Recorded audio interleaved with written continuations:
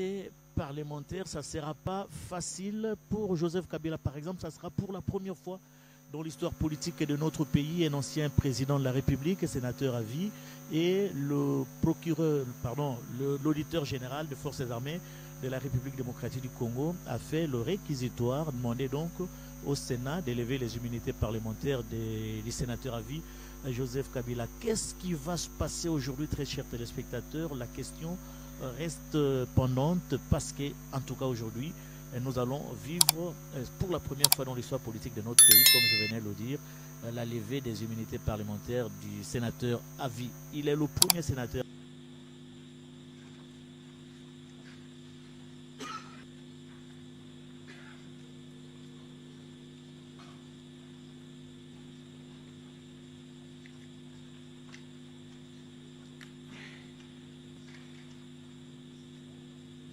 Là, il suffit de mieux les interpréter.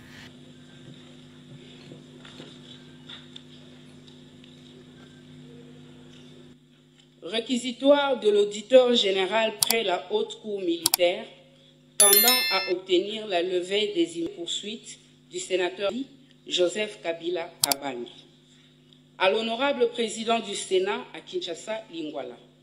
Honorable président, comme vous le savez, depuis près de 30 ans, notre pays, la République démocratique du Congo, est sur son territoire le théâtre de violents affrontements opposant d'une part les groupes armés nationaux et ou étrangers entre eux et d'autre part le gouvernement aux mouvements rebelles, parmi lesquels le M23 dont la branche politique est l'Alliance Fleuve Congo, AFC en cible.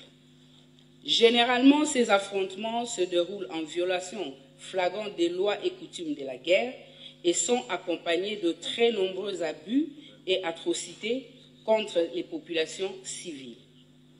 Militairement vaincu en 2013, le M23 est à nouveau réapparu en 2022 avec le soutien avéré du Rwanda.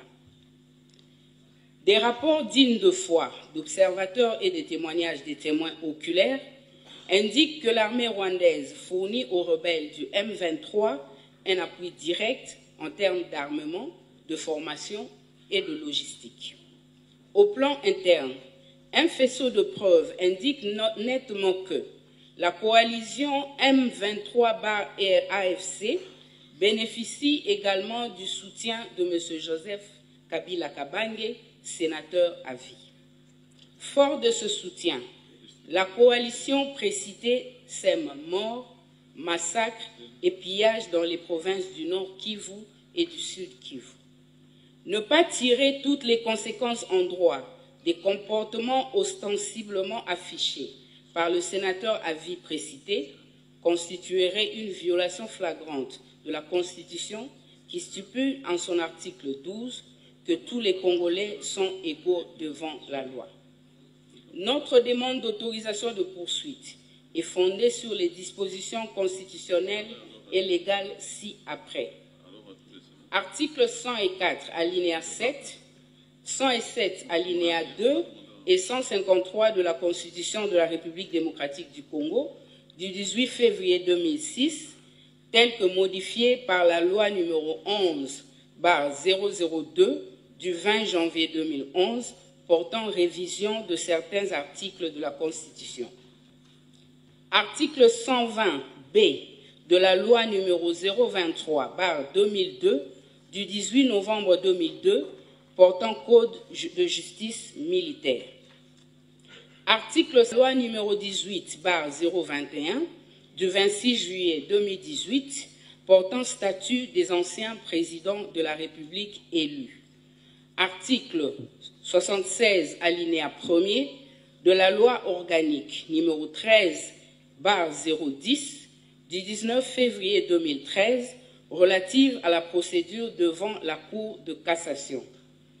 Et enfin, l'article 6 de l'ordonnance numéro 21/016 du 3 mai 2021 portant mesures d'application de l'état de siège sur une partie du territoire de la République démocratique du Congo. L'article 153 de la Constitution attribue à la Cour de cassation la compétence pénale pour les actes infractionnels commis par les membres de l'Assemblée nationale et du Sénat pendant l'exercice de leurs fonctions. Mais lorsqu'ils commettent des actes prévus et punis par le Code pénal militaire, ils relèvent de la compétence de la Haute Cour militaire en vertu de l'article 120b de la loi numéro 023/2002 du 18 novembre 2002 portant Code de justice militaire. Dans le cas du sénateur à vie Joseph Kabila Kabange, votre saisine tendant à obtenir l'autorisation d'engager à son encontre des poursuites pour des faits ci-dessous décrits se justifie non pas parce qu'il était président de la République, mais parce qu'il est sénateur. De l'exposé des faits. Militairement vaincu en décembre 2013 et cantonné en Ouganda, le M23 s'est mis à se réorganiser et à recruter au cours de la période allant de 2017 à 2021. Pour ce faire, il a bénéficié du soutien avéré des forces de défense du Rwanda, RDF, en sigle, et des mercenaires de diverses nationalités. Au niveau interne, plusieurs éléments de preuve qu'il bénéficie également du soutien de M. Joseph Kabila Kabange, sénateur à vie. En effet, interrogé, M. Eric Nkuba a déclaré avoir, le 15 mai 2023, à Kampala, entendu que le sénateur à vie précité conversait avec Corneille Nangaa. Il soutenait au cours de leur entretien que le Rwanda avait un plan visant l'assassinat de son Excellence Félix-Antoine Tshisekedi Tshilombo, président de la République démocratique du Congo. Mais lui avait conseillé au Rwanda la non-exécution du dit plan qui allait faire de la victime un héros national. Il fallait plutôt le chasser du pouvoir par un coup d'État.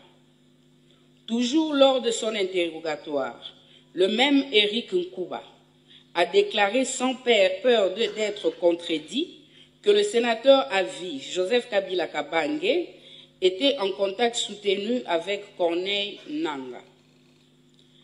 Alors que des présomptions graves, précises et concordantes de collaboration avec la coalition AFC/M23 pèsent sur sa personne, le sénateur à vie prénommé a affirmé, en date du 23 février 2025, au cours d'une interview accordée au journal Sunday Times en Afrique du Sud, que le mouvement terroriste AFC M23 représente les aspirations du peuple congolais et que c'est à tort que le gouvernement de la République démocratique du Congo le présente comme un groupe anarchique, une marionnette d'un État sans revendication légitime. Enfin, toujours du Sud, où il séjourne, le précité a accordé le 18 mars 2025 une interview filmée au cours de laquelle il a exprimé sa volonté de rentrer au pays le 18 avril 2025 par sa partie orientale, plus précisément par Goma, ville sous occupation de l'armée rwandaise, à travers le mouvement terroriste AFC M23. Sa présence dans la ville sus-indiquée est confirmée par plusieurs médias internationaux crédibles, notamment RFI, TV5 Monde, AP News, Reuters, African News, The East African, par les tweets de ses proches collaborateurs, ainsi que par M. Serge Tchibens, secrétaire national du Parti du Peuple pour la Reconstruction et le Développement PPRD en sigle, au cours d'une interview accordée à TV5 Monde. Double soutien. Le M23 a commencé à lancer ses attaques contre notre pays, la République démocratique du Congo. Les premières attaques ont abouti, en date du 13 juin 2022, à la prise de la cité de Bunagana. Sur ces entrefaits, La coalition aime s'aimer mort, viol, pillage, destruction et autres actes inhumains à travers les provinces du Nord Kivu et du Sud Kivu. À titre illustratif et non limitatif, nous pouvons citer les cas ci-après. Largage le 6 mai 2024 des bombes sur les sites des déplacés de Lushangala dans la ville de Goma et dont les éclats ont causé la mort de 31 personnes et grièvement blessé. L'occupation en date du 25 janvier 2025 de la ville de Goma avec la pluie a définitivement perdu la vue selon les médecins de Goma. Le 28 janvier 2025, destruction de la maison et pillage de plusieurs biens de valeur d'un journaliste éditeur résident de Goma, notamment des appareils électroniques, des vêtements, des bijoux, des téléphones, ainsi qu'une somme de 1 200 $ américains. Le 14 février 2025, l'occupation de la ville de Bukavu, suivie de plusieurs exactions à l'endroit des populations civiles, notamment des viols, pillages, massacres et libération de tous les détenus de la prison centrale. Les actes et les propos ci-dessus exposés attestent sans conteste que M. Joseph Kabila Kabange, ancien président de la République du Congo élu, sénateur à vie et non seulement à la base de la création de l'AFC, mais légitime aussi le mouvement terroriste AFC M23 et surtout et encourage tous les actes odieux commis par les membres de la dite coalition. De la qualification des faits et lois applicables. Dans leur confrontation au droit, les faits si haut relatés et reprochés à M. Joseph Kabila Kabange sont constitutifs des infractions ci-dessous. 1. Participation au mouvement insurrectionnel en assurant les communications des insurgés, infractions prévues articles 136 et 137.3 du Code pénal militaire. 2. La trahison en entretenant des intelligences avec une puissance étrangère, en l'occurrence le Rwanda, ou avec ses agents, le mouvement terroriste M23 AFC, dans le cas qui nous préoccupe, pour engager cette puissance à entreprendre des hostilités contre la RDC ou pour lui en procurer les moyens, faits prévus et punis par l'article 182 du Code pénal congolais. 3. La participation à des crimes de guerre, dont la liste en annexe, tels que prévus et punis par les articles 21 bis.2 ainsi que l'article 223.1a et 2.2 e, v et z de la loi numéro 15/022 du 31 décembre 2015 modifiant et complétant le décret du 30 janvier 1040 portant code pénal ordinaire.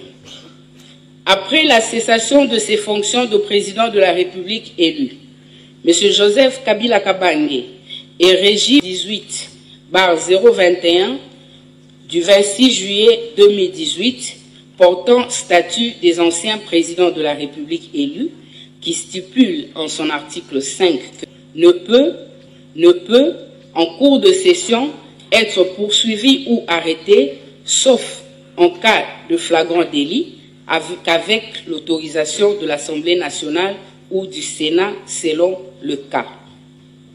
Fait à Kinshasa le 30 avril 2025, l'auditeur général près la Haute-Oulia, Bakumi Lucien René, lieutenant général.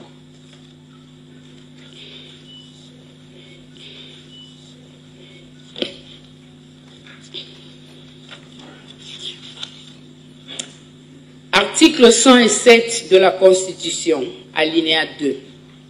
Aucun parlementaire ne peut en cours de session être poursuivi ou arrêté, sauf en cas de flagrant délit, qu'avec l'autorisation de l'Assemblée nationale ou du Sénat selon le cas. Article du règlement intérieur. Article 11.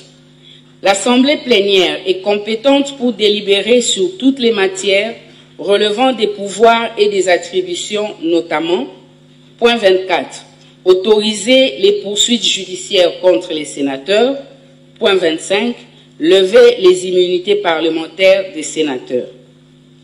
Article 224, alinéa 2. En cours de session, pour toute demande d'autorisation aux fins d'instruction, de poursuite, de levée de l'immunité parlementaire ou de suspension des poursuites déjà engagées à charge d'un sénateur, l'Assemblée plénière, après des...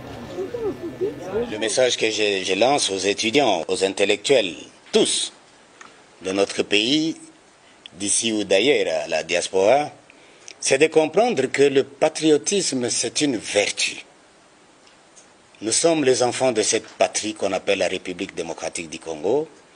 Nous avons l'obligation de l'aimer et nous avons par conséquent l'obligation de la défendre. Ça ne sert à rien de trahir. Si vous trahissez la mère patrie, vous serez apatride, vous serez des esclaves. Alors il faut choisir aujourd'hui, accepter d'être esclaves des étrangers qui vont commander votre pays, qui vont vous détruire, ou faire le choix de rester compatriote, de rester debout derrière votre armée pour dire non à la trahison, pour dire non à la complicité avec l'ennemi, pour dire non aux infiltrations, pour dire non au sentiment de haine.